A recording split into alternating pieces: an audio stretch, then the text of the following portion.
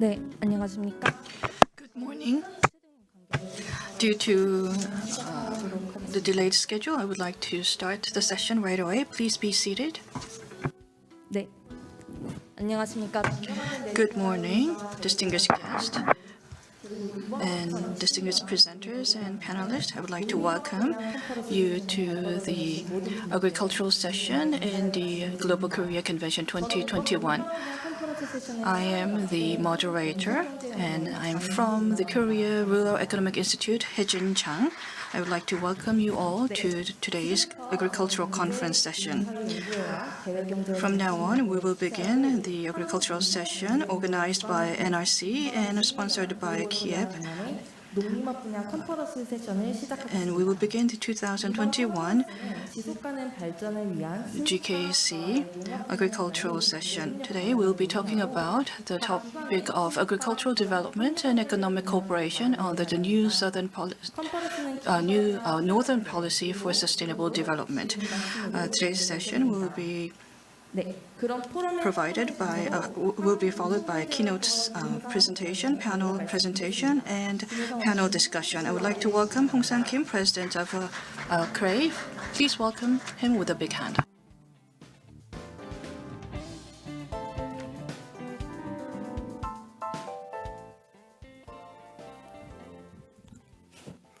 안녕하십니까? Good morning, ladies and gentlemen. My name is Hong Sang-kim, and I'm president of KREI, Korea Rural Economic Institute. We have responded to COVID-19, which has affected us for almost 2 years, and we are currently in the process of transitioning back to our daily lives. However, we still need to be very cautious. In such difficult circumstances, we are holding this agriculture and forestry session of the second GKC. I thank all of you for attending. GKC is hosted and organized by NRC and Kiev, and this year's theme is International Development Cooperation and Korea's role in the Corona and climate crisis era. Like last year, diverse events including conferences, best practice sessions, exhibitions and promotions, consulting, and cultural events make up the convention. The conference sessions have the theme International Cooperation and Solidarity for Sustainable Development in the Post-COVID Era, and 10 detailed areas are being covered during the conference sessions. Today is day 3. This morning, KREI has invited officials and experts from major public agencies to discuss agricultural development and economic cooperation direction with new northern countries for sustainable development. Since the Korean government announced its new northern policy in 2017, the area for economic and development-related cooperation has been greatly expanded to include Central Asia, Far East Russia, and Mongolia. Relative to areas such as ASEAN and other regions, cooperation experience and scope were limited with these countries, which means we have greater opportunities for cooperation with these countries. Accordingly, government ministries and relevant public agencies are implementing many policies and projects for these countries. We in the agriculture and forestry sector are expanding the scope of our activities in the field of ODA, export of agricultural products, and development of agriculture development. For such public efforts to be efficient, we need to establish cooperation strategies for this region and the countries in this region. and there has to be organic linkage and convergence of human and material resources among public institutions. Today's conference has been prepared for that very purpose. The Presidential Committee on Northern Economic Cooperation, which oversees 분야에 대한 함의를 언급해 the new Northern Policy, will give us an overview on policy implementation and the implications for agriculture and forestry. MAFRA policy for this region will be introduced as well. KREI recently carried out research on establishing strategies for 4 countries in this region, and the results will be shared with you today.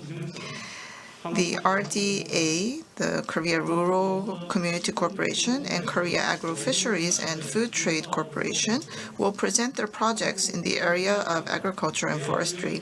KOICA and KOTRA will present the direction and cases of agriculture-related projects amid the backdrop of grant programs and overseas private investment. Since this is a gathering of many public institutions, rather than having an academic dialogue, today's conference will be more like a round table enabling information exchange and association of different agencies. I hope that via such a format, we will be able to achieve more effective and systematic cooperation with the new northern countries in the area of agriculture. We also have invited Mr. Yang-gu Lee, who has served as ambassador to the Ukraine for many years and has worked with great passion in order to expand and upgrade agriculture-related cooperation in this region. I really look forward to his remarks. With the year coming to an end, I know that your schedules are very busy. I wish to thank everyone for attending this session on behalf of KREI. In spite of COVID-19, export figures of Korea, especially for agricultural products, are greatly increasing. The demand for agricultural ODA continues to grow as well.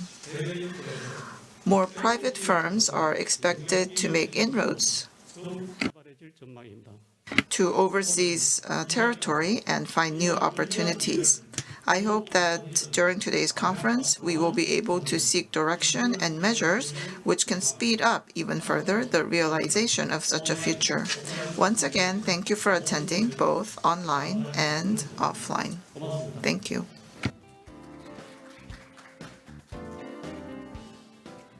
네, 김홍성 원장님 좋은 말씀 감사합니다. Thank you, President Kim, for that warm, welcoming remark. 이어서 금일 컨퍼런스 We will now invite our chair for this session. We have with us Dr. Chang Ho, Head of Research of New Southern and Northern Policy in KREA. Please welcome him with a big hand. 예, 여러분 안녕하세요. Good morning. 경제연구원에서 남북한 In KREA, we are looking into the research for New Southern and Northern Policy, and I also covered the North Korea policy research as well. Now, we have a dedicated organization for this research, and we have prepared today's session. We have relatively short time of 2 hours, but in order to carry out an in-depth discussion, we thought we would narrow down our discussion topic so that we can cover the details for this topic. That's why we narrowed it down to the new Northern Policy issue. When it comes to ODA and economic cooperation, 연결돼서 추진하는 것이 these two needs to be connected when we come up with this topic for the session. So we thought we would link these two topics. When you look at our different overseas projects, we are currently emphasizing the importance of working together across the different ministries and different public organizations. So we're going to introduce some of the project that is being carried out in different organizations so that we can share information with one another. When you look, and if you look at our keynote presentation, we have with us the Presidential Committee on New Northern Policy, as well as MAFRA, as well as Korea Rural Economic Institute, who will be presenting about the different project that is being carried out. And we also have panel discussion, presentation, and we will give 10 minutes each for our panelists. And we also have the former ambassador to Ukraine with us for his opening remark. And if time remains, we will have Q&A sessions.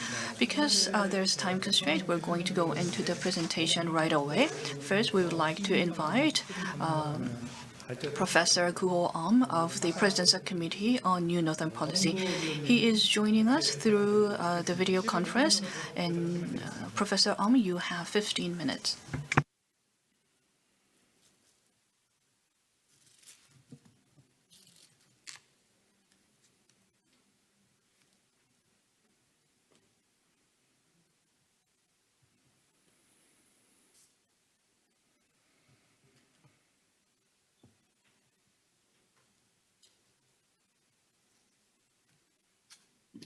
안녕하십니까.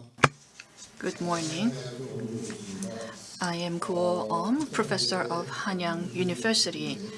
First of all, I would like to extend my gratitude for inviting me to this meaningful event. Today, I'm going to talk about the current status and evaluation on the New Northern Policy. The New Northern Policy, as you all know very well, is based on 9 Bridge strategy. So we started with a slogan under 9 Bridge, and this year we have come up with 3 principles on people, prosperity, and peace. And we have selected 8 areas like cane welfare and culture and education, agriculture, financing, digital, industrial, and integrated network, and tailored cooperation by region. And in these 8 areas, we have selected 47 short-term initiatives and 23 long-term initiatives. When the New Northern Policy was started, it would have been great if we had a detailed roadmap in the initial stage, but this government is actually focused on developing roadmap based on actual project. And recently, 4th IR and carbon neutrality and COVID-19 has brought more stress on green initiatives, as well as financial platform, as well as agricultural and fishery area. We have 6 short-term initiatives and 3 long-term initiatives in agriculture and fishery areas. In the short-term area, we are looking into market development and carrying out agricultural dialogue. And recently, we are interested in smart farm export and expanding that smart farm export. In the long-term initiative, we have expanding export for agricultural equipment and providing tailored agricultural and enhancing cooperation in fishery area. Our goal is to diversify and further developing the growth of Korean agricultural industry in northern area. We want to bring in and export agricultural equipment and go into the Black Sea region and Far East region and expand exchange. There are a lot of progress that we have made, and in POSCO has recently acquired Black Nikolaev crop terminal in Black Sea, and in the Far East we have set up an AT branch, and also we're operating a Far East agricultural support center in Primordia.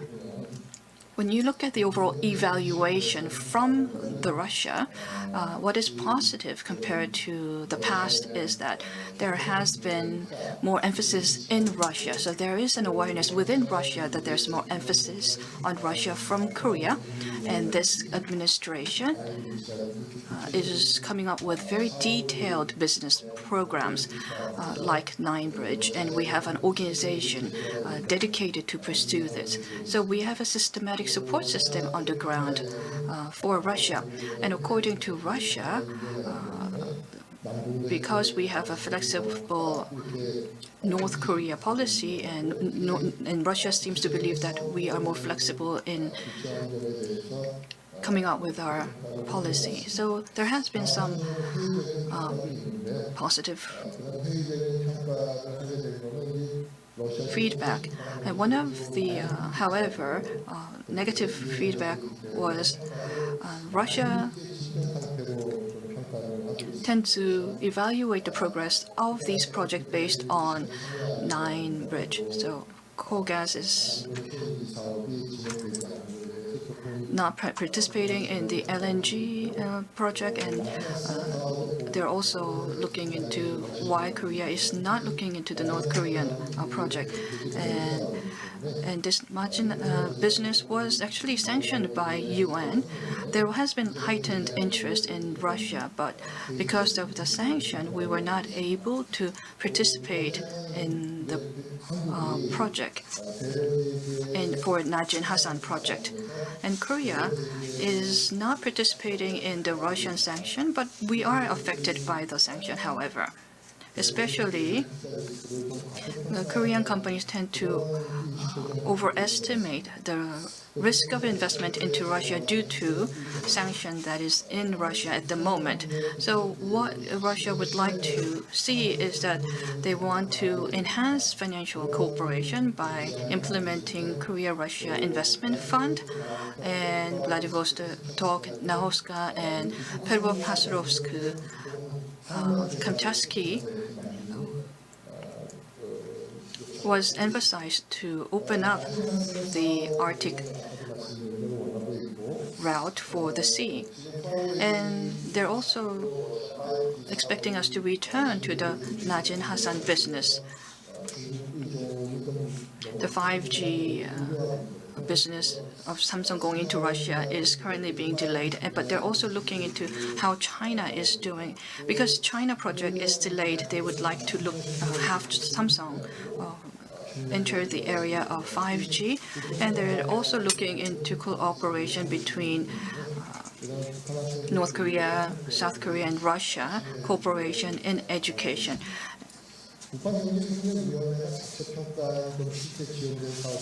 When you look at the delayed projects evaluated by the Presidential Committee on New Northern Policy, currently we have the $2 billion between Korea Exim and FDF fund, but due to the sanction on Russia, we were not able to invest this fund into Russia. So that's one delay.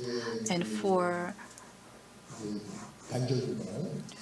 the misconnected or missing link between Seoul and Wonju, or Gyeongwon route, is not being connected at the moment, and the project is being delayed.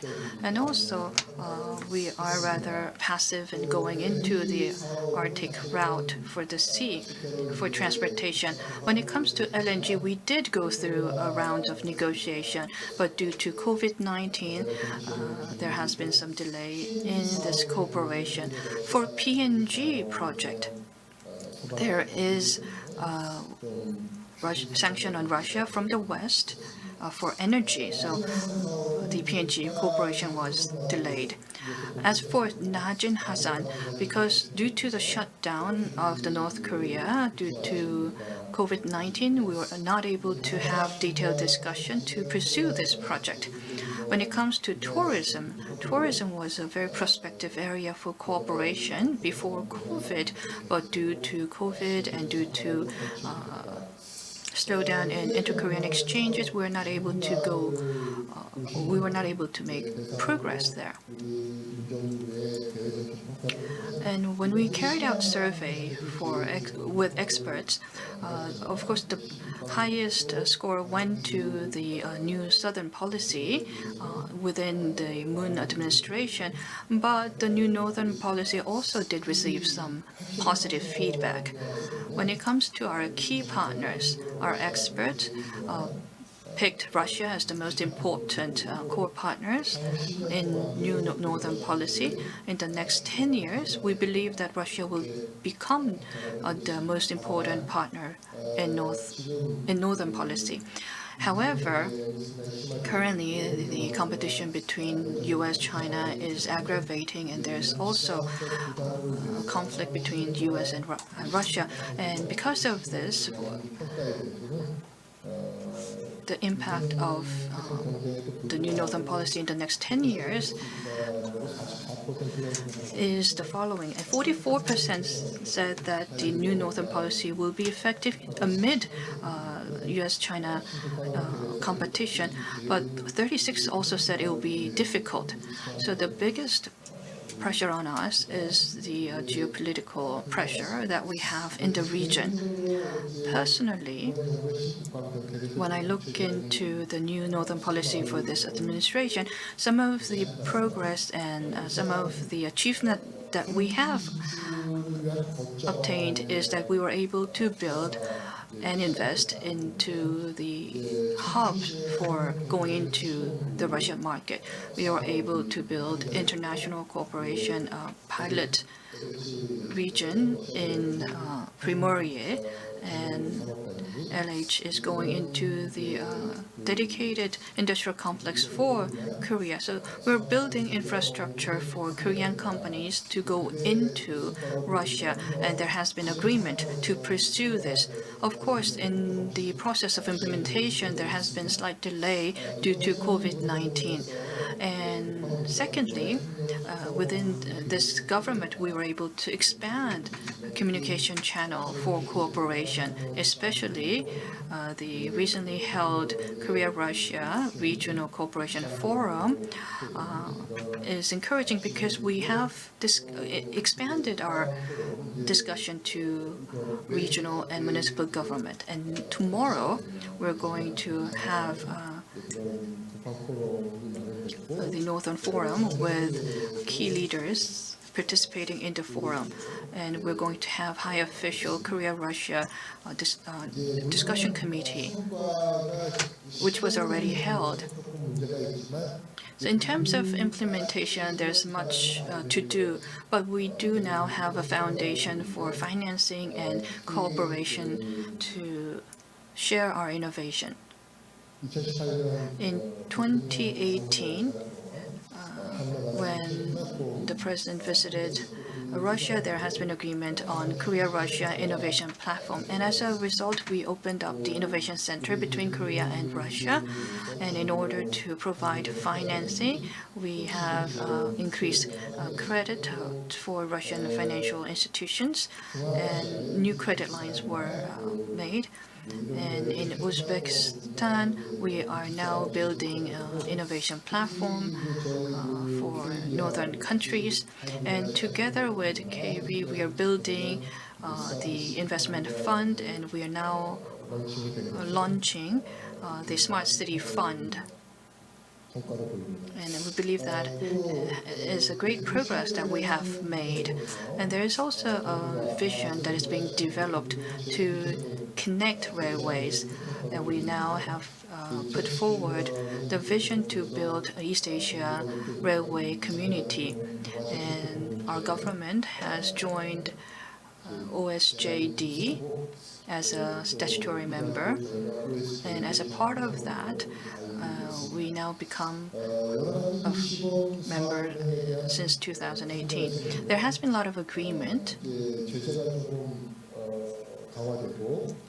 but there has been strengthened sanction, and the inter-Korean discussion or dialogue has been stopped. So the progress was rather slow, but we were able to have private discussion channel, and early December, we were able to have international private sector forum. So even if we don't achieve the outcome within this government, we were able to share and build trust through railway initiatives, and we were able to expand the regional dialogue based on these activities.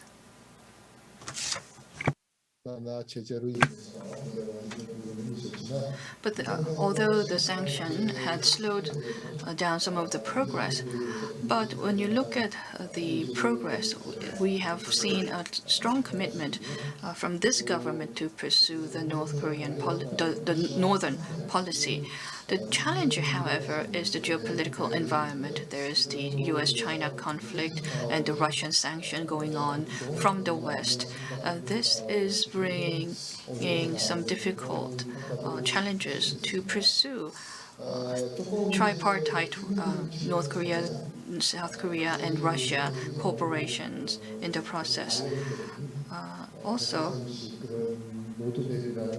when you look at our roadmap, there is some negative feedback that our roadmap is too diverse and in terms of scope. And it was very difficult to identify how we can invite a private sector to participate in certain projects. So when you look at the overall strategic direction, there is increased pressure from geopolitical situation, and because of the U.S.-China competition, there's a restructuring of logistics. And we're seeing rise of neo-protectionism, and as a result, it's not easy to solve the problem on the Korean Peninsula, and we need to change how we have carried out economic cooperation. The new northern policy, I believe, will contribute in overcoming such difficulties and to alleviate geopolitical pressure. We want to promote multilateral discussion within a smaller region, and for instance, buying energy club or energy network between two Koreas and Russia could be built, and we can expand this kind of cooperation in the region. And we've had the blue water or urea crisis recently, but we need to build a global networking to be enhanced so that we have security in sourcing. We also want to select core cooperation areas to increase implementation. Also, we want to build Northeast Asia Economic Community. However, during the U.S.-China conflict, there is not much choice for us to implement in the region. We want to strengthen our alliance with the U.S. while also maintaining good relationship in the region. But that has been very challenging, and we have been strengthening regionalism and networking in the process. But the northern policy can give us an opportunity to hedge our geopolitical risk and allow us to lead in the region. That will, in turn, reduce the overall pressure on the geopolitical situation. We have seen a lot of opportunities and risk in the process. One of the opportunity would be increasing demand of development. And another opportunity is that digital and Green New Deal could be expanded in the process.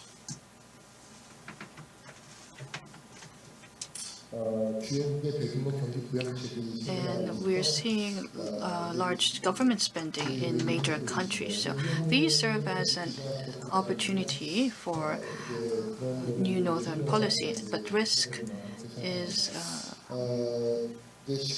as following, but this is something that we need to intelligently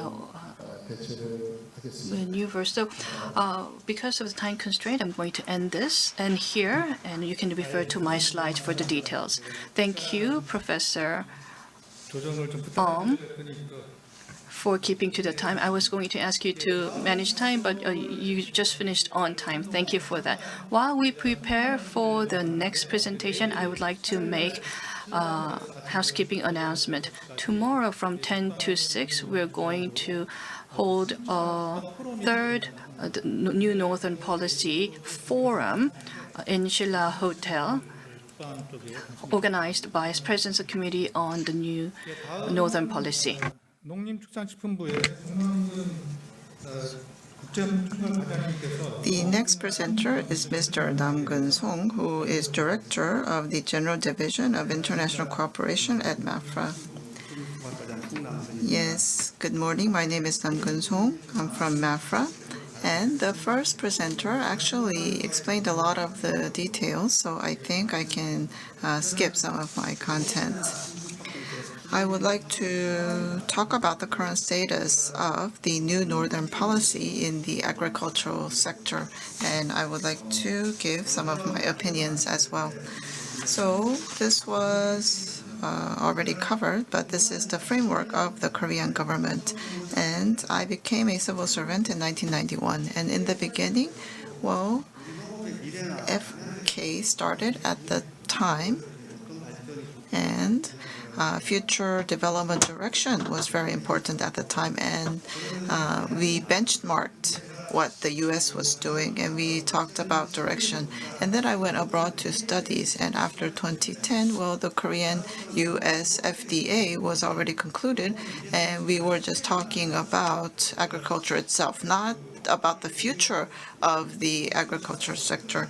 And of course, I went to OECD meetings, and since I came to the current division, I find it quite interesting because in the past we were planning for the future of the agricultural sector when I first began, and now I see that trend is back. And I think there are three reasons behind that. One is that we have become much more richer.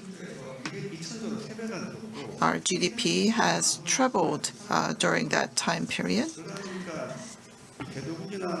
and per capita GDP has increased greatly as well. And so many other nations are now trying to benchmark ROK, and I see there's a lot of demand for bilateral cooperation. And since we are much richer than in the past, many countries ask us to provide ODA.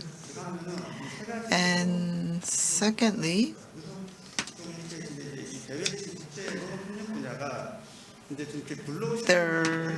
well, I'm not sure if this area is a blue ocean or a red ocean, but there is a lot of demand out there.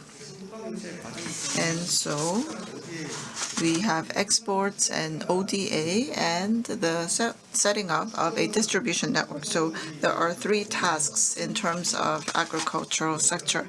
So first, of course, we work on cultivating a market for our agri products and foods. And nowadays we have many marketing happening online, and you can see that the export figures are up. And you need to take a look at the amount of fresh foods and the processed foods. And most of the increase in exports has to do with processed foods, not the fresh foods. And of course, there was talk about fertilizer and also smart farm export, especially to Russia. And I think this was touched upon earlier. And we are currently having business dialogues with Russia and other countries. And you can see that we have many business talks and MOUs and many export contracts. And this is the third item. And here we're really specializing in using information technology. And this has to do with exporting smart farms. And I was in charge of exporting smart farms and agro machinery and equipment. And what is key here is we should look at the last line, the results.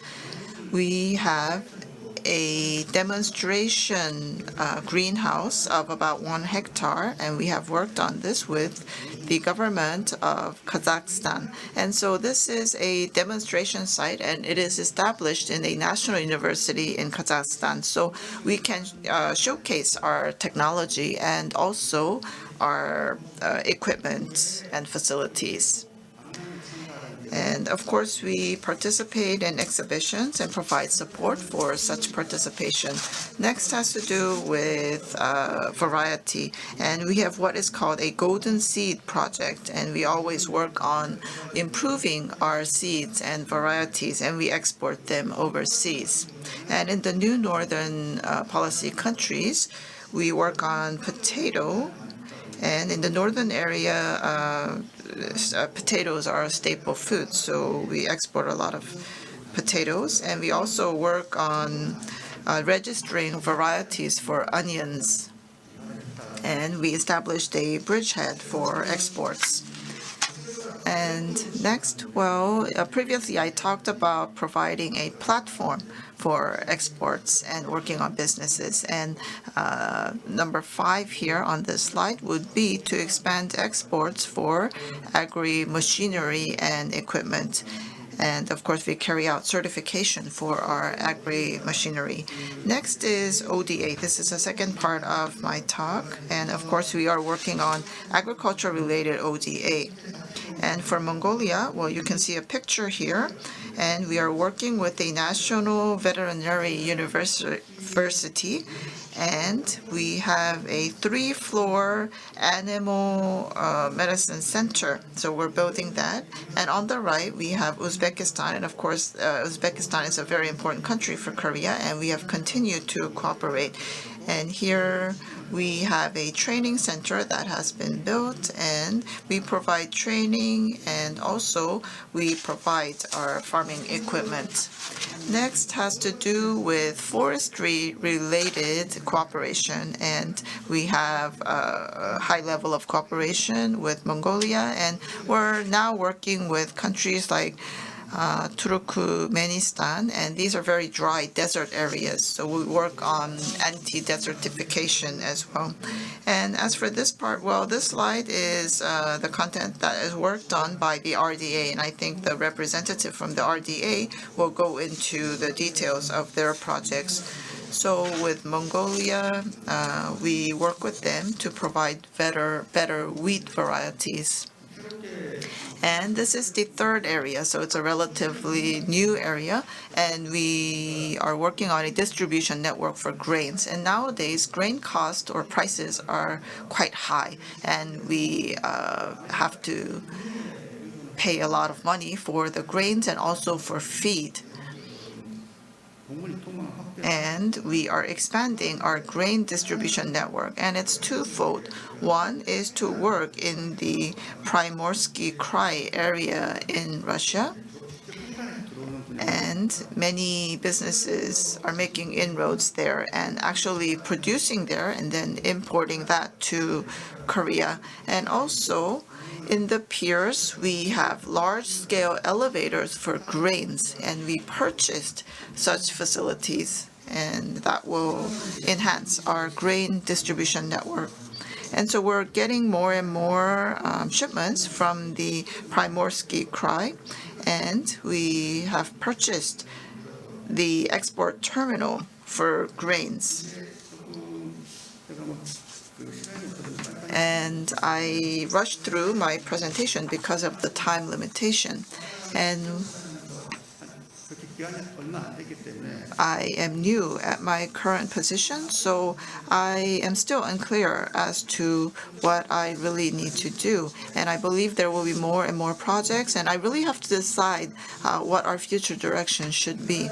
Because in case of Korea, Korea is a rather small country, and arable land has decreased 20% in the last 2 decades.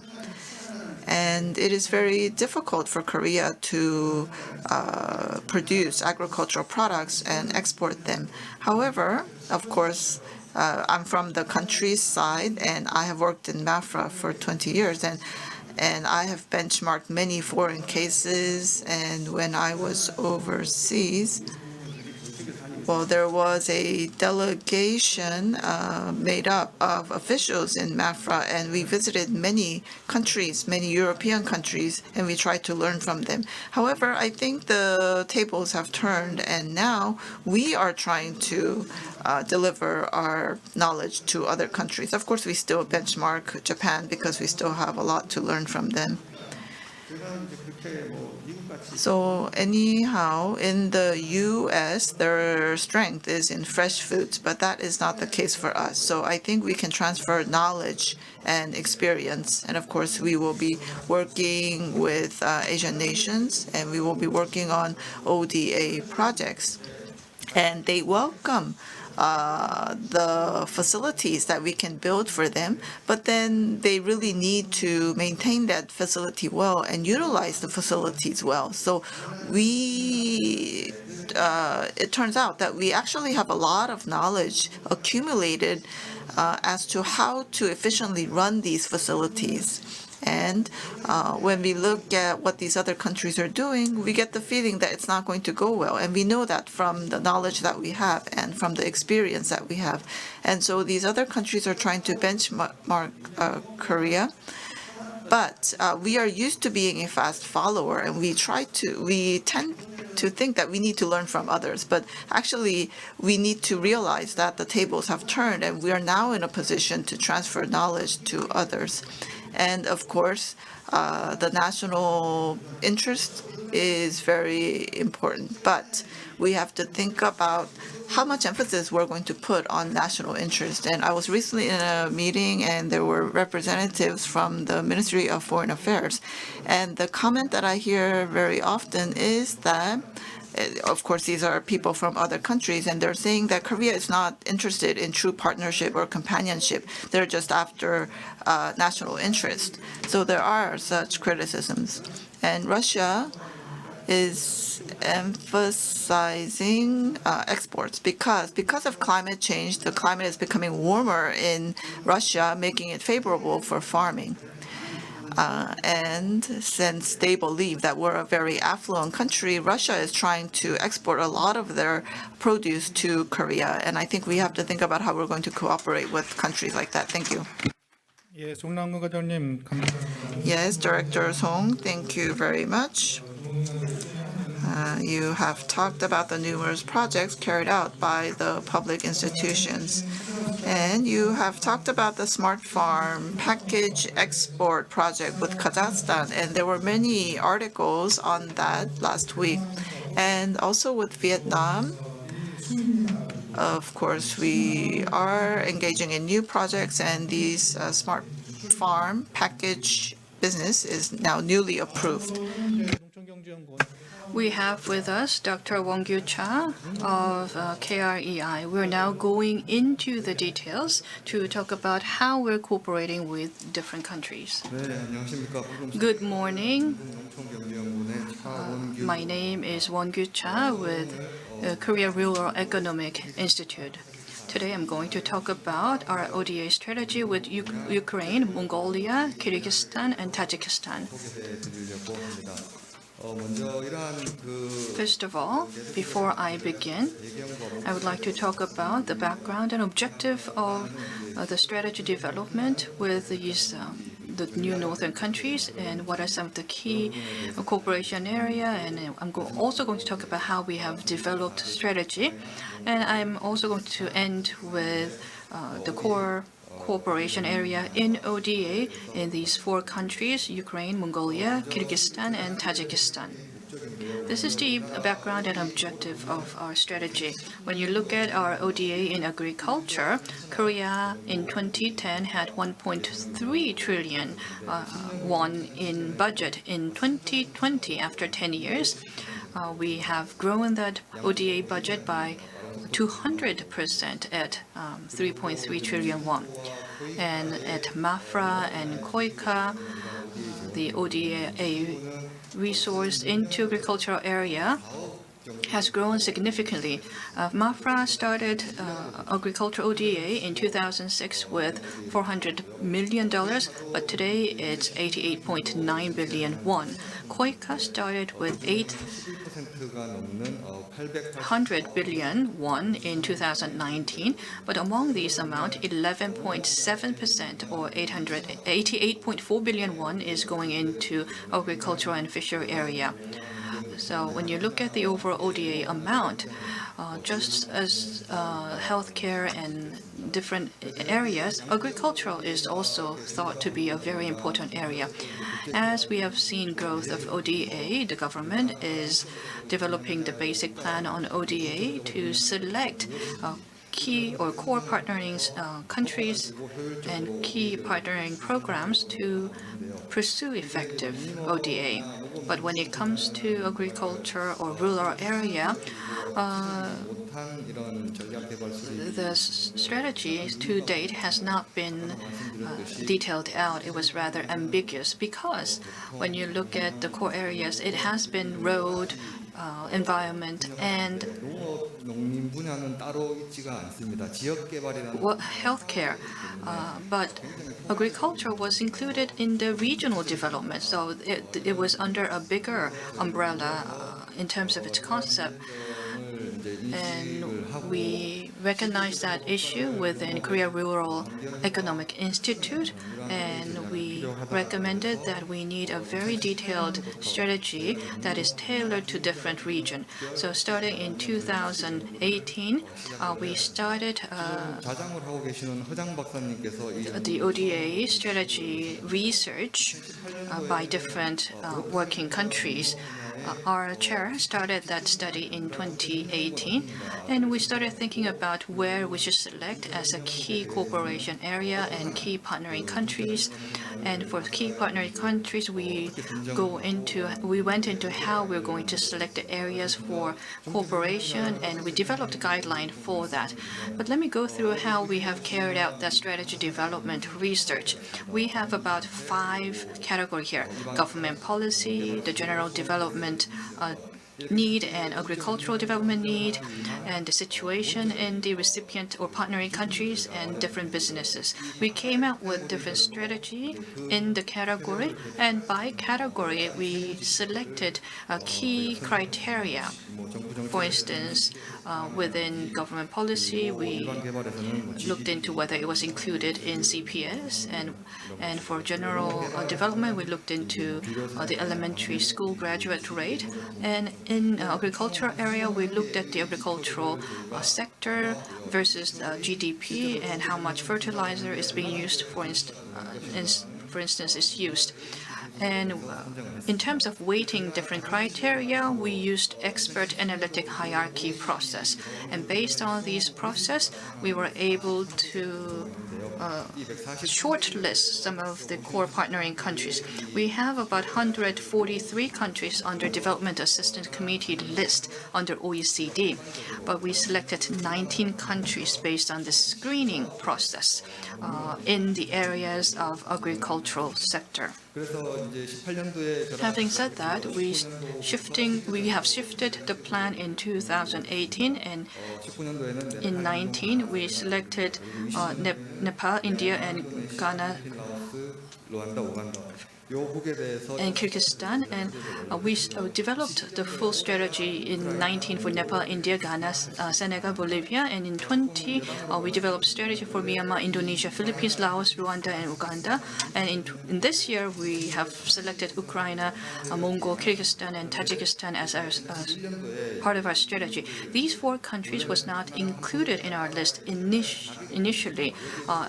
Initially, it was on Vietnam, Cambodia, Ghana, Ethiopia, but early 2000 had developed the 3rd basic plan for ODA. That's why we were able to see addition of 5 countries, which is Ukraine, India, Kyrgyzstan, and Tajikistan, and Egypt as the key partnering country for ODA. So we reselected the countries for our ODA. So we selected 4 countries, but Egypt was unfortunately not included in our country list. So this year, we're now working and developing a strategy for Ukraine, Mongolia, and Kyrgyzstan. The objective of the research is to come up with a detailed strategy and core cooperation area for effective ODA in agricultural area. So we did select the countries, and how do we develop core cooperation areas and develop strategy is described in this slide. Basically, our approach is to match demand in the recipient country with the supply that we're able to provide. In order to understand demand, we applied a scientific framework to understand the situation. We try to understand the current policy and the current agricultural policy in the country. And in order to understand challenges and issues in the partnering countries, we work with the research centers in the country to analyze the value chain in agriculture sector. Not just in Korea, but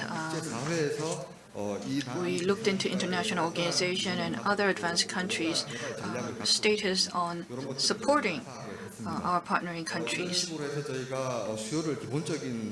So these were activities regarding understanding demand for our partnering country.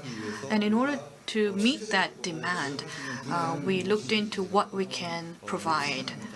So we went through the process of matching demand with supply. So where do we have the competitive advantage and where do we have expertise are the areas that we reviewed.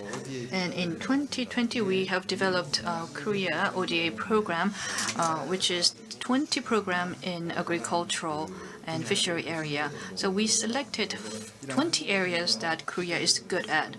And we try to link these 20 areas with the demand in the partnering countries. And we heard from the previous speaker that it's important to have cooperation with the private sector. So we did carry out an interview with the private sector who are in the market, and we try to match that need from the Korean companies with the partnering country. So for Ukraine, these are the strategies that we have developed. So when you look at this graph, this is how we did the matching process. So we did the demand analysis. That's on the right side, and the left side shows the expertise that we possess in Korea. Based on this matching process, we were able to select up to 3 or 4 core areas. For Ukraine, we focused on creating value addedness in food processing, also building production foundation to improve productivity of crop harvesting, and we also focused on government capability building by developing agricultural policy. And underneath, we have a detailed action plan. Due to time constraint, I can touch upon how or why we have selected these areas as the core partnering area. Mongolia is the same. When you look at our key initiatives, we focus on livestock and we try to diversify vegetable food, and we also want to help in developing and storing food crops. So accordingly, we focused on developing livestock technology and exporting livestock, and also providing and transferring technology for vegetables, and building infrastructure, as well as developing forestation resources. These are 4 areas that has been selected. For Kyrgyzstan, we looked into productivity enhancement for building agricultural infrastructure and supporting farmers and government capabilities, and also we have selected supporting horticulture and fruit crop diversification. As for Tajikistan, we looked into the irrigation improvement and horticultural crop improvement and soil management are selected as the key initiatives. And we also were able to identify some common factors. irrigation and the farm production infrastructure are something that we needed to improve, especially for new northern countries. Mongolia and Tajikistan and Kyrgyzstan has grazing going on. They did migrant farming, and they only settled in the modern area. So in terms of understanding agricultural technology, there was a lot of improvement that we were able to identify in terms of land arrangement, not only irrigation, but land arrangement and environmentally friendly agricultural practices are something that we can support with. And because they needed to migrate. Of course, it was driven by climate, but their staple food is wheat and meat. They needed more vegetables in terms of balancing their nutrition. So if the climate does not help, we can also provide smart farming technology to support and to improve their nutrition. With that, I would like to end my presentation. Thank you for listening. 예, 최한길 팀장님 감사합니다. Thank you, Dr. Cha, for your presentation. This report will be released in January, and it will be disclosed to the public, and you'll be able to read about the rationale and the reason for selecting key initiatives for these countries.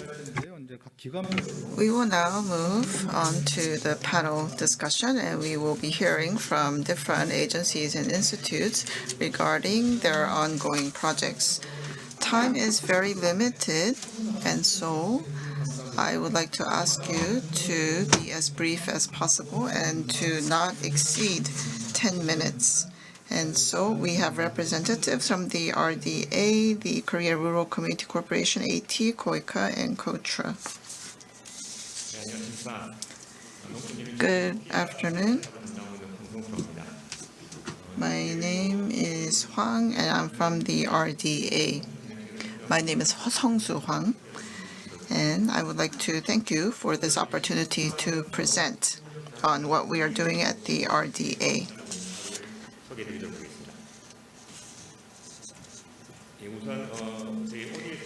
So first of all, brief introduction to the RDA's ODA projects.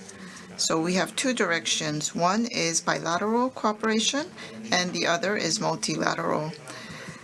And the two have different characteristics.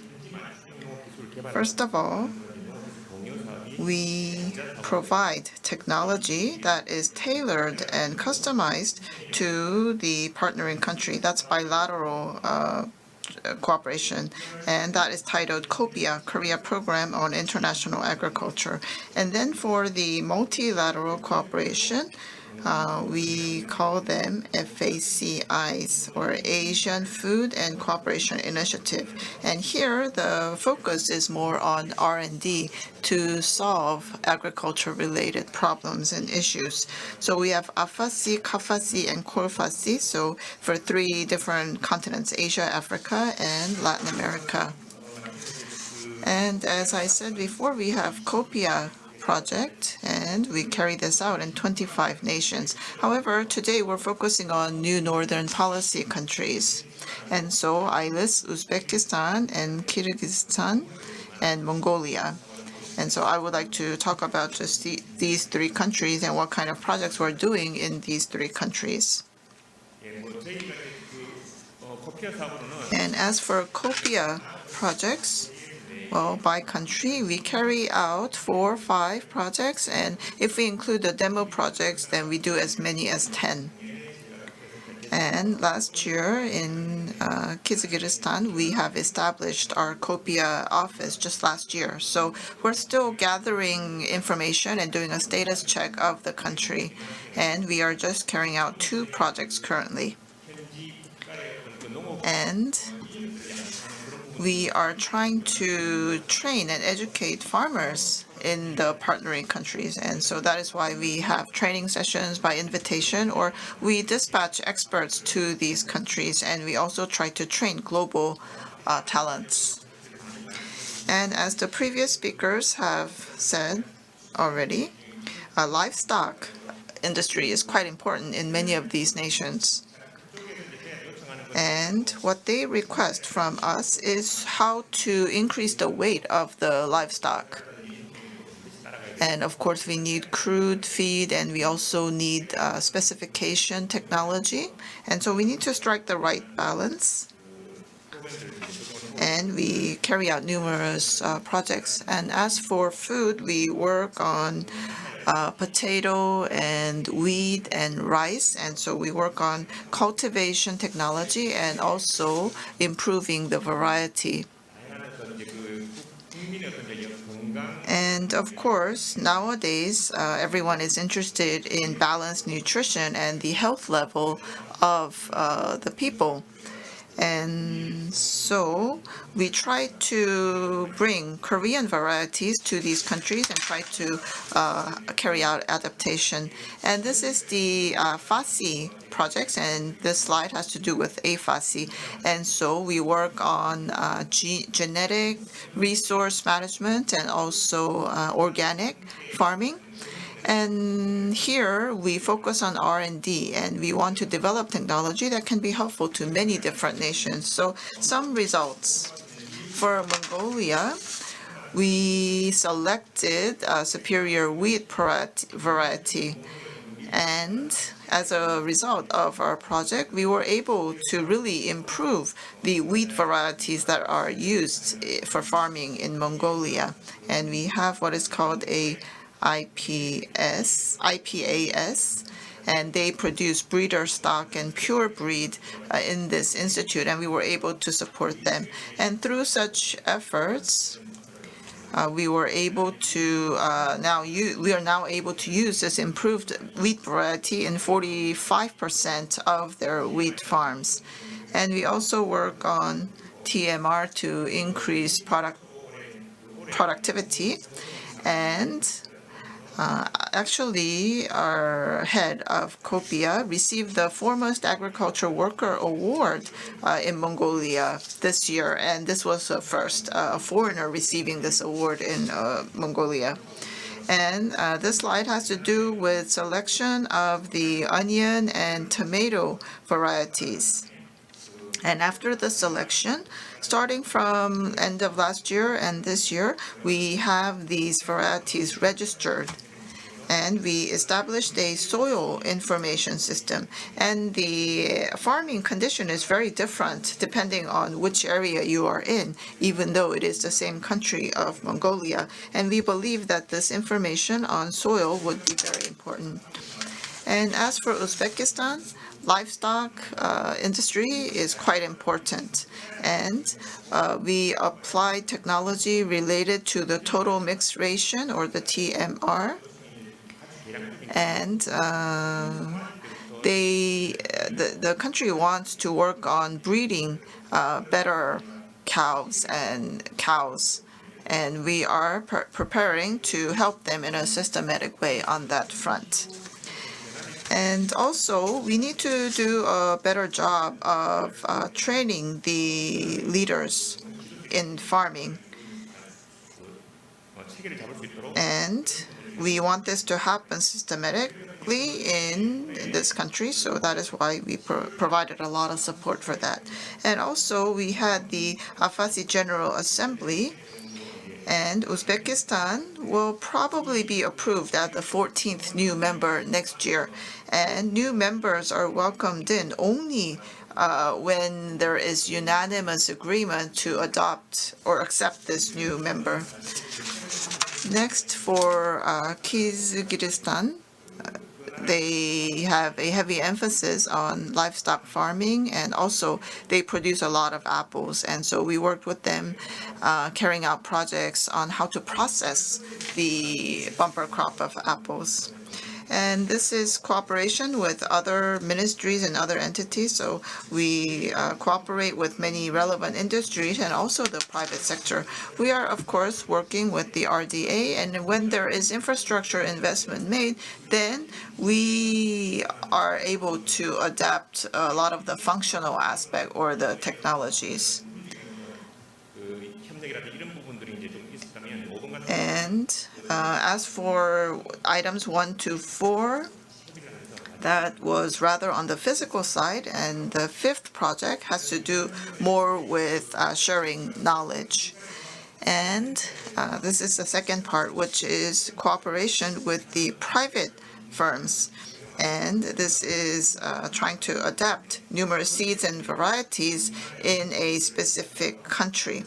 And so we would bring the seeds from the Korean Seed and Variety Service and the Korean Seed Association. So many seeds are out there and they're being tested in the foreign soil.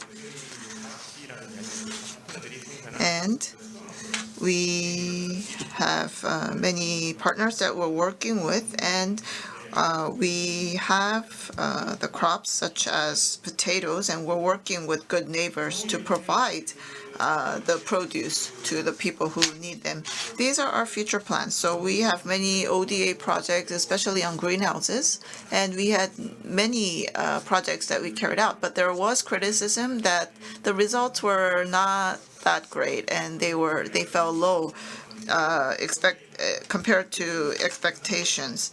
And so we have this strategy, 1C, 1P, which stands for one country, one product. And we're working on customizing our projects and strategy to fit the partnering nation. And of course, the projects that we carry out has to be in line with the strategy of the partnering country's policy. And so that is why we really need to study the farming policy of the partnering nation so that we can be more efficient when we carry out projects. And of course, we carry out cooperation among the relevant ministries. And by doing that, I think we need to work together from the very beginning, from the planning phase. And we really need to utilize our expertise and to find the right projects. And I want to emphasize the second bullet point here. So we have the WF program. We're working on water and food. And the last part has to do with processing and distribution of the produced produce. And on that last step, we really need to work with the different entities. And this is a repeat. I mentioned the soil database, soil map once again. And this is a system that will enable us to take full advantage of the knowledge that we have. And once we gather data and information, we try to provide this to the other relevant ministries so it can help them as well. That is all. Thank you. Yes, thank you very much, Mr. Hwang. 러시아 영농지원센터의 Next is Director Seok-hwan Lee of the Korea Rural Community Corporation. He's joining us through the video conference, and you have 10 minutes for your presentation. Good morning. My name is Seok-hwan Lee of the Korea Rural Community Corporation, and I am part of the Russia Far East Agricultural Support Center. Today, I would like to talk about the Far East Support Center business and activities and the current status. I'm going to highlight key activities that is carried out by the center. Today, the internet connection in Incheon is not good, so please project my presentation onto the screen on my behalf. This is my agenda. I would like to talk about the objective of the Far East Support Center and the current practice as well as current achievement.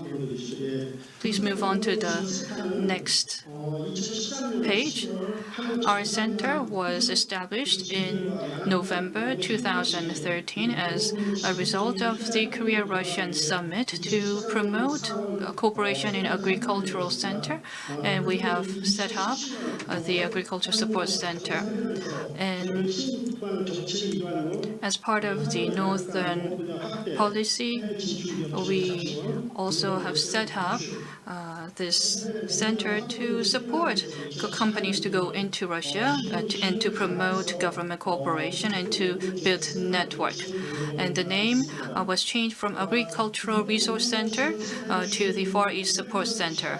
This is our key activities. We are seeking to support Korean companies going into the Russia market and to promote government relationship in Russia and to manage supply and demand of crops and also building network. And by doing so, we want to secure a future of crops and food. Please move on to the next slide. Next is on the key activities and achievements that we have been able to build to date. We are helping many Korean companies going into the Russian market. We're providing legal and the market advisory and consulting. And for existing Korean companies in the market, we are dispatching agricultural expert to support weed control and pest control, as well as the management of agricultural devices. We're also promoting information sharing, and therefore we're organizing conferences between different stakeholders. And we're also working to provide a sales route, and there has been support provided in the end-to-end process for agricultural and farming. We're also visiting farms to talk about quotas and customs involved and tariffs involved for agricultural products. And we also provide feedback to the Russian authorities from the Korean companies in Russia. Next, I would like to talk about the current status of Korean companies in Primordia region. From early 2000, these are the agricultural companies. And until 2019, there has been about 10 companies. But due to COVID-19 crisis and also due to local environment, only 7 companies remain in the region. As you can see on the graph and the map, on the west side, we have companies in Hassan area, close to Tuman River. And as you can see, there is also many companies in the east side. So these distribution of companies is rather broad. These are the areas secured by Korean companies, which is 55,264 hectares. This size is about a third of Seoul city's size, which is quite sizable. Going to the next slide. And in 2020, this is the harvest crop. We have about 63,000 tons, and bean is 28,000, and corn is 23,000. These two crops take up most of the harvested crop volume.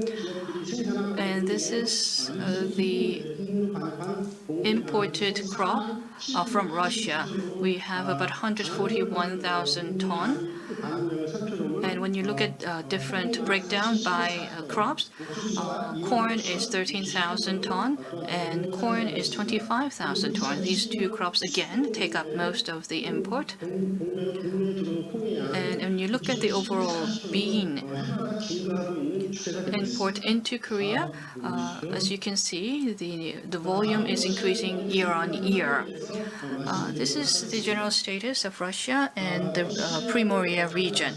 As you can see, Russia is composed of 8 provinces, and the land size is about 78 times larger than Korea, encompassing about 170 billion square kilometers. Most of them are in the agricultural sector and living in rural area.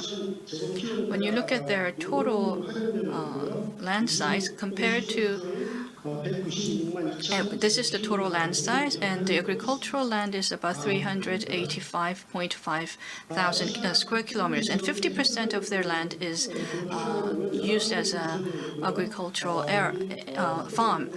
And this is the current administrative region, and our center is located in Primordia. This is the overall status of the Primordia province. The precipitation is 600 to 700 millimeters. The average temperature in the coastal area is -12 to -14, and inland could be as cold as -27. During this period. This is the total size. Their size is about 165 billion hectare, 1.6 million hectares, and the actual arable land is about 450,000 hectares. Their total population is 1.8 million, and among which 1.4 is farmers. When you look at the total arable land, it's 400,000 hectares, and among which bean takes up 68.9%. And most of the crops are farmed based on non-GMO crop. And the total production is 768 million ton, and among that 50% is bean, which is 387 million ton. The bean production is gradually increasing year on year. Next, most of the crops produced in Primordia region is seeded in early April to late May, and their harvest in October. So this time of the year, many of the Korean companies will be harvesting their crop. And this has been the status of the agricultural activities in Russia. And next is on some of the information to help those companies trying to go into Russia. The way to secure land is you can purchase or you can lease.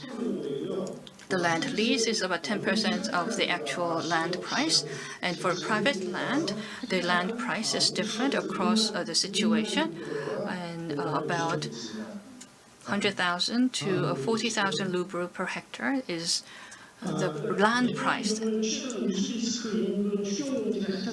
Recently, there has been a case where the land in Uzrisk area, which was traded at 40,000 ruble per hectare, but it depends on the land type. You can set up an entity as a corporate or as a single entity. Most of the companies in Russia from Korea is a form of incorporated entity. And in August 2018, we have a new agreement with the government to have tax exemption, and many Korean companies, 5 of them actually, is doing business in the leading development region that has been set aside from the Russian government. And also, the new law of Federation Act on the free port in Vladivostok was issued in October 2015, and the Vladivostok is therefore being nurtured as the key hub port in the region. These are some of the relevant institutions regarding agriculture, and this is just for your reference. These are some of the photographs of Korean companies doing farming in the Primordia region. And last but not least, in our center, as part of the new northern policy, we're trying to build actual use cases, and we're doing our utmost best to build a foundation for future agricultural development. With that, I would like to end my presentation. Thank you. Thank you very much for that presentation. I know amid very challenging time, it seems that you're making much progress. I was afraid that we might get a static sound, but the sound quality was actually great. 한국농수산식품유통공사 Next 발제 Ms. Son Young-kang from Korea Agro Fisheries and Food Trade Corporation will present. Good morning, my name is Son Young-kang. I'm from Korea Agro Fisheries and Food Trade Corporation. Thank you for the invitation. I would like to talk about strategies for expanding export of agri-products in the new northern policy countries. And the market currently is not very big, but I think we have huge potential. And I look forward to your comments. So first of all, I would like to talk about some background information. Why are we focusing on the new northern policy countries? As you can see in the graph, you can see that export of our agri-products have increased over the years. And it's 7.6 billion, and the numbers look very healthy. And if we include fisheries, I believe that in November of this year, we will be able to achieve 10 billion probably. And if we consider the farming condition in Korea, this is quite a substantial number. However, if you look at our export structure, actually, the focus is mainly on top 3 countries, and the portion taken up by the top 3 countries, Japan, China, and the US, is on the increase. So if there are limitations to exporting to the Japanese market, or if we have SAD-related issues with China, then we are directly impacted. And so it is not good to have all our eggs in just these 3 baskets. And so from year 2008, the government has worked hard in order to diversify our export markets. And you can see that as of last year, our exports to new southern nations, our produce and food export actually exceeded the export figures to Japan. And so we should be focusing on the southern countries and also the new northern policy countries. And so we need to consider the potential of these markets, and we believe that the future looks very promising. So what should we do? So we had the private sector, the public sector, and the academia gathered together to try to come up with strategies. So we know that there is a need to enter this market. There was a consensus there. However, the conditions were not very favorable for us. So logistics was the biggest problem. So we have mega hit products like choco pie or toshirak, instant noodles. However, still, we have many weaknesses. However, we have the Korean wave that is working for us. And so there are many opportunities for us as well. And so we did a SWOT analysis and we came up with a strategy.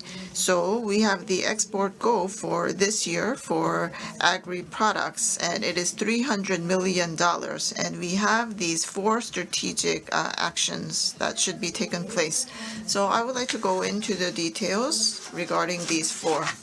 First is to promote strategic product for the new northern policy countries. And so we have ginseng products, for example, for the middle class in Moscow, Russia, and strawberries for Far East Asia for gifts, and also vegetable seeds for Central Asia. So we have different strategic products for the different countries or regions. Also, we should allow the business participation of large firms and SMEs. And we can carry out co-marketing of the SME products when we sell the products made by the large firms. And this is the second strategic task, and this has to do with logistics. And this is not an easy problem to solve. So as much as possible, we're trying to have a common warehouse or logistics center because that will bring down cost. And we had a demo project last year regarding this logistics center, and we used a regular ship that goes from Busan to Vladivostok, and if needed, we can prepare a warehouse in the port area. And there was a lot of demand, and many people talked about problems and the need for such a system. However, when we actually carried out this demo project, it turns out that the storage condition of the different products are different, and we have to worry about contamination. And also, the firms were concerned about disclosing the cost of their products because they were being shipped together and they were sharing the shipping documents together. And so it was very difficult to actually have the firms come on board and participate in this project. And so we have stopped that project, and we believe that we have to rethink the direction of this project. And so making the shipment together is rather difficult, but it turns out that if we can share a storage system, that is a bit easier. And so we can work with buyers who import the Korean products, and we can also work with the exporters. Also, there is a big demand for ready meals in these regions, so we will be working on export of these projects in the future. Next has to do with the promotion and marketing. And we have large wholesalers and retailers, and we can work with them to have antenna shops that are exclusive for K-food. Also, we must utilize the online shopping malls, and we have worked with Ozone, which is a major online shopping mall. Also, we need to create a boom for consuming K-food, and we really need to promote our K-foods. And that is why we had many events. So we crossed Russia on the railway, and we wanted to promote K-food. However, because of the pandemic, we were not able to go through with this plan. However, the good news is that we will have the K-food fair next week. And of course, we will be making the candy that you see in Squid Games. And so the participants to the exhibition will be able to actually experience K-food. And so there's a shift to online for these exhibitions, and it's the same for new media. And there are many SNS platforms, and we can use these platforms to promote K-food. And we also have power influencers, and they carry out eating shows or cooking shows on their channels, and we can use that to promote K-food. And this is the fourth strategic task, and this has to do with establishing a system for export support. And AT has established a branch office in Vladivostok, and we're preparing to move this office to Moscow. And so we will go to the western part of Russia, where it is more populated compared to Vladivostok. And I believe that we will be more successful with our projects there. And so we have the strategies, and according to these strategies, we have been quite active this year. And Russia is quite interested in boosting the immune system and health. So they're very much interested in ginseng and kimchi products. And we have worked with a very famous chef. We had a master class making kimchi. And also we worked with healthcare providers, and we had a seminar promoting the health benefits of ginseng. And there was a group purchase of the ginseng product from Moscow. And also on the bottom right of the 4 pictures, you can see a website for K-foodies, and housewives, people in the food industry can give comments about the packaging of our products, and they can also give feedback and comments on the taste of the K-foods.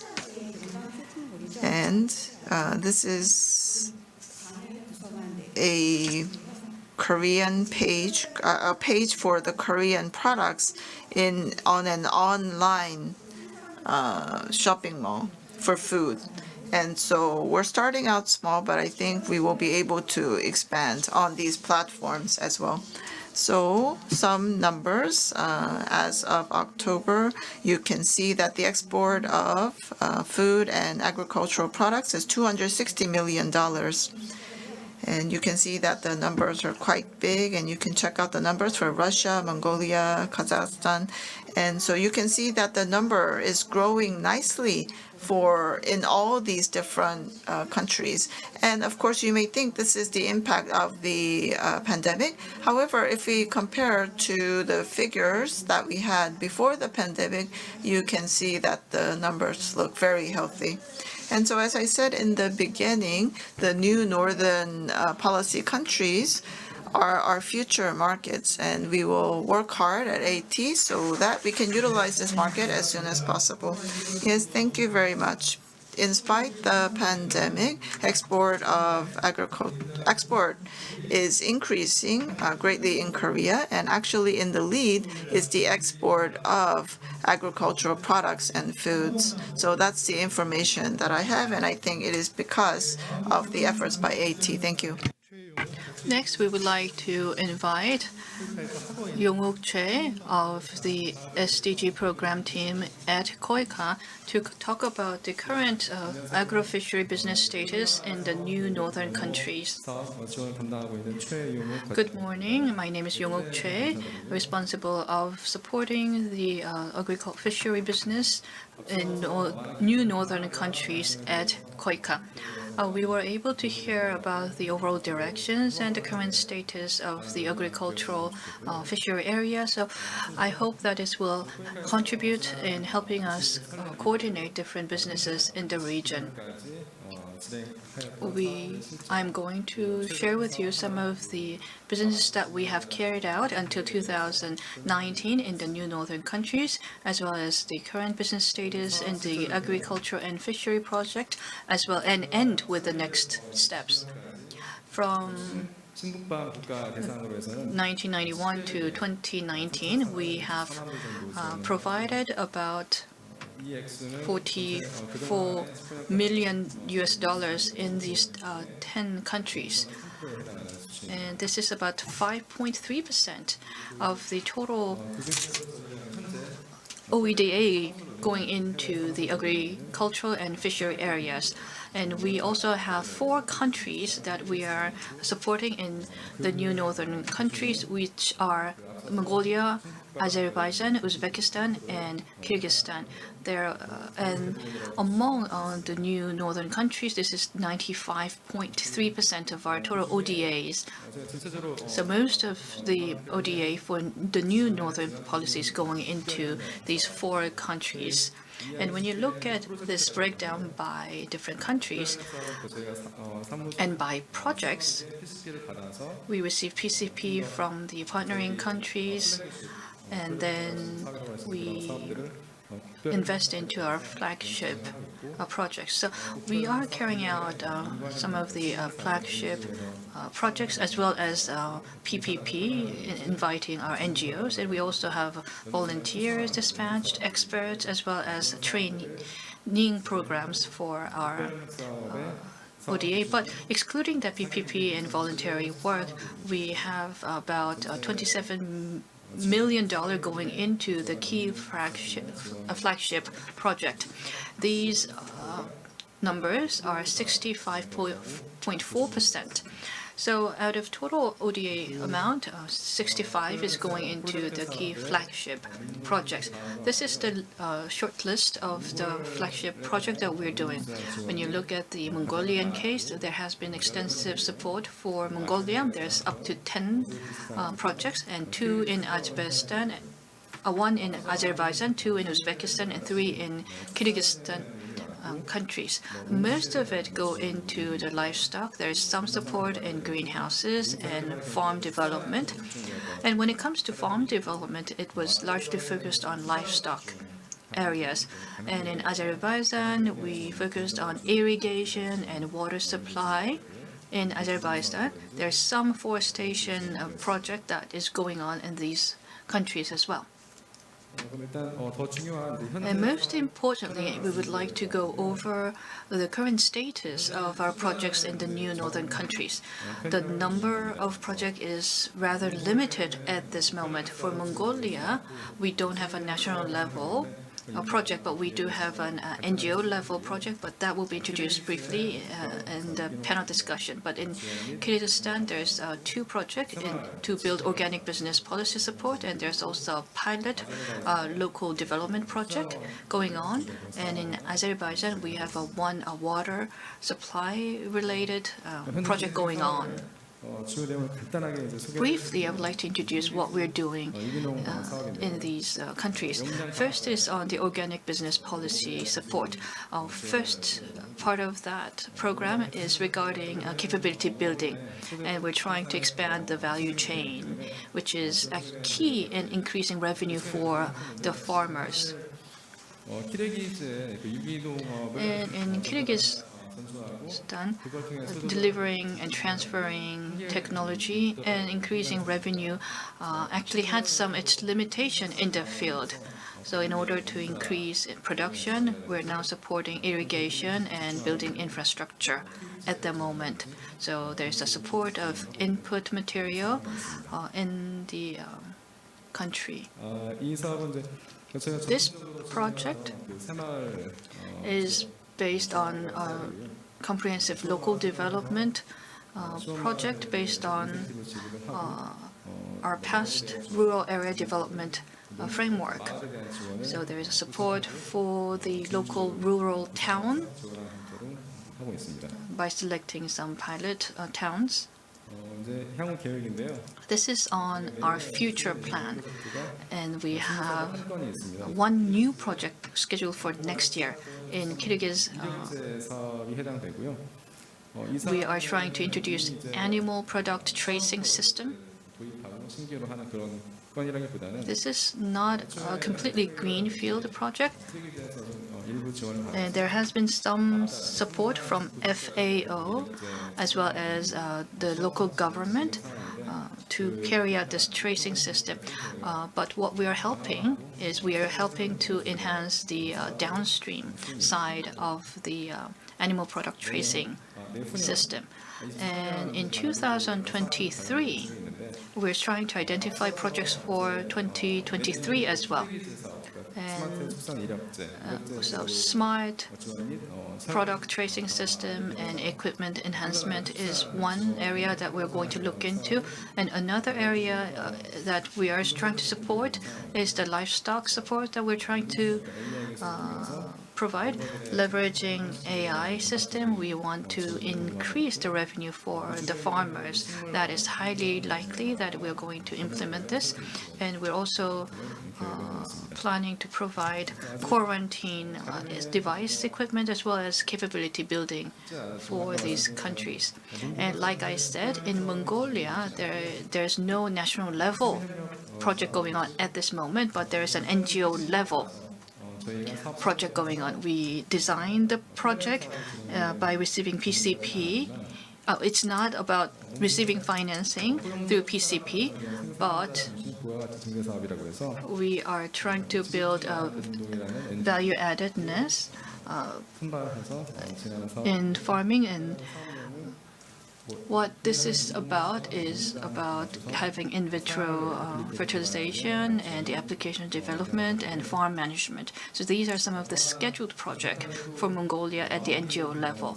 And in closing, what I would like to introduce is that this is as part of the education program. So I'm not including this here, but this higher education training is being carried out, and we're supporting the University for Livestock education. So this is linking academia with industry to provide a training program. And there's also livestock research center development and capability building program that we're preparing with Kyrgyzstan country. And with that, I would like to end my introduction, and during panel discussion, I can further talk about additional opportunities for potential collaboration. Thank you for listening. Mr. Chair, thank you for that presentation. We see a lot of collaboration in Kyrgyzstan in livestock areas. We hope to see more programs going forward. Next, we will hear from Mr. Jong-bu Kim from KOTRA. He heads the team on economic development for new southern and northern policies. So we started 10 minutes late, so we would like to finish 10 minutes late as well, at 12:10.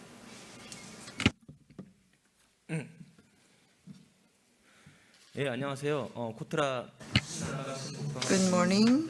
My name is Jong-bu Kim, and I'm in charge of economic cooperation with the new southern and northern countries. So I'm the last discussant, and I would like to talk about the economic cooperation projects being carried out currently at KOTRA with the new northern and southern countries.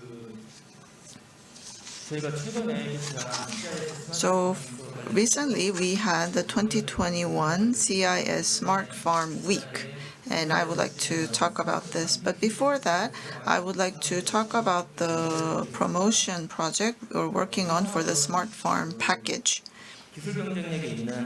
So we have smart farm firms in Korea with technological competitiveness, and we want to support them so they can support their technology.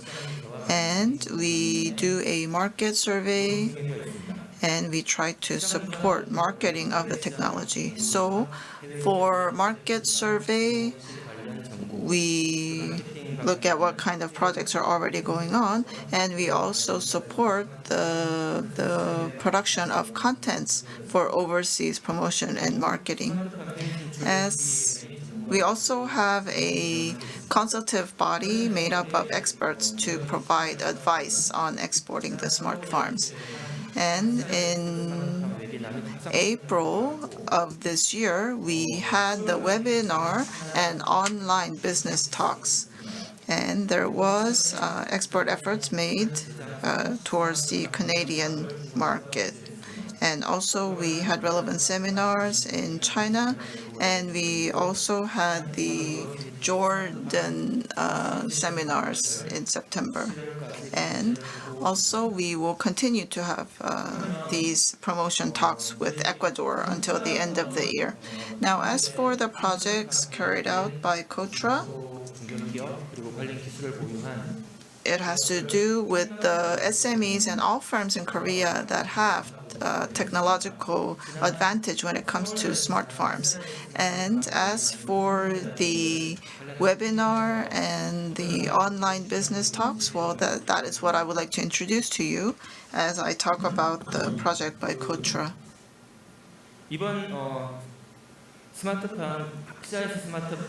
So we had the 2021 CIS Smart Farm Week, and we had webinars and online one-to-one discussions, and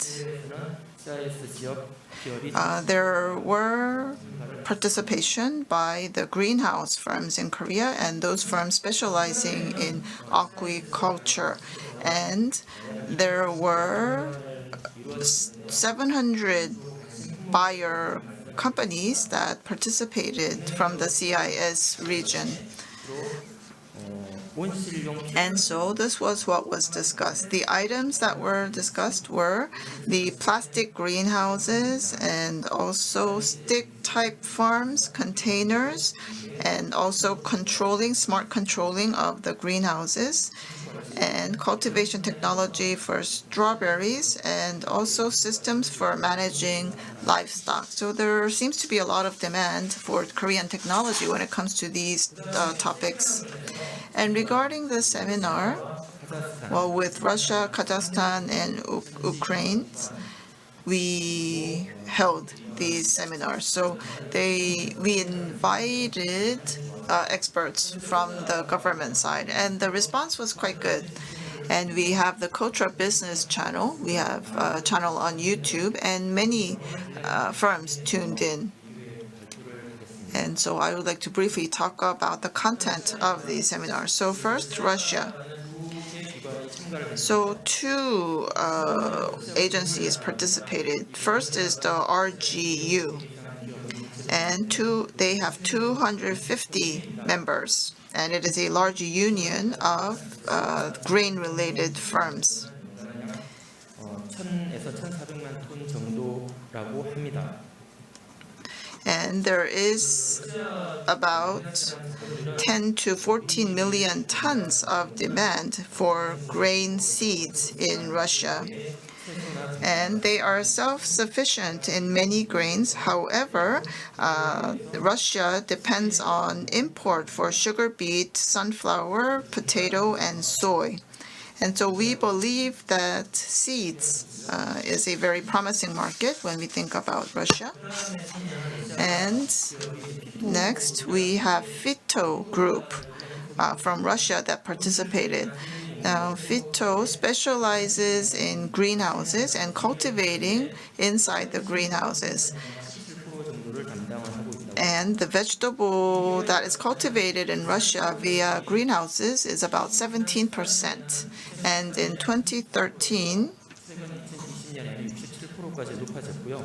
그렇지만 아직도 과일 채소나 절단 꽃 they have demand for vegetable, fruit, and cut flowers. And so self-sufficiency was 34% earlier and increased to 67% in 2020. However, they still import a lot of fruit and cut flowers. And also they need mobile tray systems and vertical farms for berries, for example. And for vegetables, they need a smart management system for the greenhouses, and also they need a CO2 producing equipment, and also they have a need for the vertical and the horizontal farms. 그다음에 카자흐스탄에서는 국립농업대학 In Kazakhstan, there were some presentations by the National Agriculture University. And according to the professor who was the speaker, well, in Kazakhstan, their arable land is 9th in the world. And agriculture makes up 9% of their GDP. However, and the export increased from 5 million to 10 million. And in 2020 and 2021, they had a national Kazakhstan agriculture promotion strategy, and so their exports are rising. And recently, they are utilizing digital technology to carry out smart farming. And until now, 49 firms or corporations have been accredited, and 20 of them are farms and livestock farms as well. And almost 100% of their arable land has been digitalized, and they have electronic land maps. And from Israel and China, they are bringing in a lot of innovative technology. 마지막으로 우크라이나 And lastly, Ukraine 그 IMC라고 and IMC participated in the webinar. And a representative from IMC presented during this webinar. They are a major stakeholder when it comes to the agricultural sector. And Ukraine has very fertile land, and they are known to have one of the global top 3 grain production areas. And agriculture takes up about 10% of their GDP, and of their exports, 45% is agricultural goods. And they have large-scale farms, and they work on wheat and sunflower. However, when it comes to food processing, it lags behind their fresh food market. So large investments are being made, but their productivity lags behind that of the U.S., for example. And it is because they still have old way of farming and their technology is outdated. However, there are many agriculture-related IT firms that are emerging, and they are becoming more active. And mapping system and remote sensing system and GIS-based location system and using drones for farming are some of the up-and-coming areas. And so we had many one-to-one business talks with the entities from Ukraine, and they were very much interested in smart control and the greenhouse technology that Korea has. And so I gave a very brief introduction to the webinar projects. And as for what we're doing at KOTRA in terms of exporting these smart farms, well, we have numerous marketing programs. And another thing is that we have KOTRA offices in all these nations. And so if there are changes to the local trends, then we are able to catch that very fast and reflect that. So through YouTube and through our website, we disseminate this information as soon as it is available. So I hope that firms can take full advantage of such information. Yes, KOTRA carries out many webinars, and I think a lot of dialogue is possible through the webinars. So we heard from all the panelists, and we were supposed to take a group photo after the session is over. However, because our timeline was delayed, some people have to leave. So before we hear from the former Ambassador Lee, I think we need to take the group photo first and then hear from former Ambassador Lee and then close without a Q&A session. So I would like to invite guests to please come to the stage for the photo session. And those of you who are participating via online, please wait a few moments while we take the picture.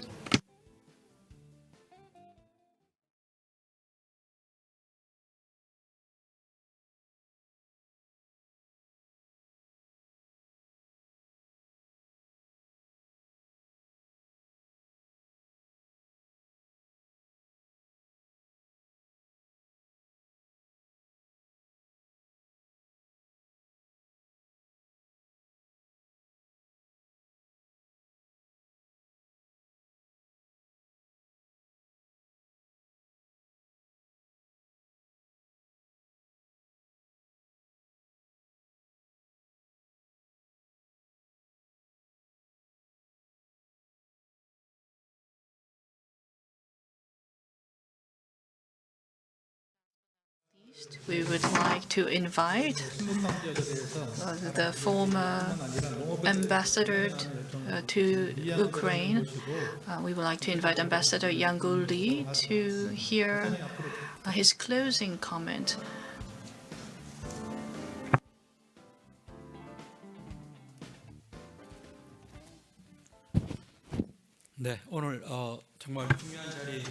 Thank you very much for inviting me to this very important conference. I was able to hear a very informative presentation and discussion. today. I will have much to say, but first, what I would like to mention is that the northern countries was largely centered around Central Asia, including Ukraine and Russia. But now it seems that the countries have been broadened, and that is very encouraging. But when you hear these presentations and panel discussions, it seems that we are focused too much on exports in agricultural products. Maybe we can focus more on value addedness and something that could add value to the local area. So we need to start shifting in high value added areas such as building systems and policy foundations. We have a core target of achieving 1 million tons of food, but we want to go beyond that. But we would like to, of course, we can be bold in achieving 1 million hectares of land, and that's something that we can do and we must do going forward. Professor Won talked about the geopolitical risk in the new northern policy, and not just the geopolitical risk. We also have country risk in the new northern area. So we have to think about how we can hedge these two critical risks, not just with Russia, but also with non-Russian countries. We need to expand our cooperation with more countries. And UN SDG is something that can overcome all geopolitical barriers, so that's something that we need to leverage. And we also need to focus on micro projects so that we can overcome geopolitical risk. What I also like to add is that we talk about the era of convergence, but it seems that we are somewhat fragmented and siloed in terms of our program. I think our franchise companies have a lot of competitiveness. The BBQ, the chicken company, said that they can build about 25,000 franchises, and there is a lot of livestock farms, including the chicken farms, and Toulouse and Paris Baguette, and many bakery enterprises here in Korea is very competitive, and going to these Eurasian market with these franchise companies is very promising. And drone is much needed. And every 3 hectares, there is a saying that we need 1 drone. So we have over 30 million hectares in Ukraine, and also there's a vast land in Russia. So we have to consider drone in farming, and we heard about smart farming as well. Most of the northern policies import vegetables and fruit from Europe during the winter season. So we need agricultural smart farming, but we also need smart farm in urban area, and I believe that could add much value, and it is very promising. And biomass and bioethane is something that we can also think about in terms of converging energy, and smart farm and smart healthcare is something that we can also combine and converge. Globally, the world is focusing on not just economic value as well as social value. So many talk about smart city. So we can talk about smart town, smart city, and these initiatives could be linked to smart farms to bring about well-being and happiness to the people. That is also a very important agenda. And many of the northern countries are thinking about industrialization, that is industrialization of agricultural sector. Thereby they need the industrial development as well as talent development. The Russia do not have, or many of the countries around Russia do not have success cases. So building industrial clusters with focus on agricultural products and agricultural sector is something that we can also consider. Another thing is also cultural content. We talked about the Squid Game, but we can link the film and drama industry with farming and agriculture. And academia, corporation and cooperation between universities and NGO is something that we can also have great synergy on. I would like to end with two more points. One is we have to think about strategy. Strategy is critical, especially for the new northern policy. We have geopolitical risk and country risk. But having just a very simple model is not competitive enough. So whether it's clusters, we need to go beyond the 6th or the 10th industrialization of agricultural sector, thereby building a robust value chain. Also, secondly, SDG, ESG, and carbon emission, and digital innovation, and ODA, all of these need to be integrated and linked. And in terms of strategy, having a solid alliance and consortium is critical. But if we work in silo between academia, private sector, and research institution, that is not going to work. We need to work with all of the stakeholders, including the universities, private sectors, and government, thereby incubating promising businesses. We also need to do change management. When you do a large project, only 5% of large-scale projects succeed, and strategy is critical in making that success. So communication and short-term quick wins, all of that is important. And in doing so, we need to reflect changes and do change management. And in closing, our awareness of agriculture and our vision in agriculture needs to be redefined. As a diplomat, I worked in Kazakhstan, Vladivostok, and Ukraine are some of the countries that I lived in. And we are agricultural product importer as well as exporter. But agricultural product demand will explode going forward. So we would like to be ambitious and bold in targeting for securing 100 million hectare, as well as going to these markets. We're doing a lot of activities in the northern countries, but we want to create at least up to 5 little Koreas. We cannot cover the whole of Russia, but we can at least target Primordia region with focus on Vladivostok and Mongolia, Kyrgyzstan, and Moldova, and we can also add Mongolia. So we can go beyond 5, but we can start with these 5 countries to build Little Korea in these countries. I believe that will bring us great success, and it could become a very promising mission. And lastly, Korea has a big say in SDG, and we are working closely with UN on achieving SDG. And in February in Busan, and in June in Japan, and Vladivostok, and China's Xinjiang, and North Korea could be sought after as a 5-year plan for Korea. And if we can pull together everything that we have been doing together, we believe we will be able to overcome geopolitical risk and country risk, and further bringing in a peaceful unification between the two Korea. And I believe that will be a very peaceful mission that we can pursue. Thank you for listening. 대단히 감사드립니다. Yes, thank you very much.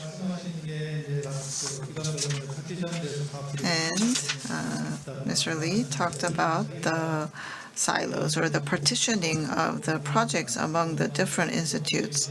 So, of course, in Korea, we have agriculture-related agencies and agencies that are not related to agriculture. But I think we all need to get together and to discuss the projects that are currently going on. And so that is why we invited many agencies to this session, but time was very limited. So we would like to plan sessions like this in the future. And of course, we have to work on different regions, the Latin American region, and also the new northern policy countries and the new southern policy countries. I would like to thank all of you for attending this session. And with that, I would like to close this session. Thank you.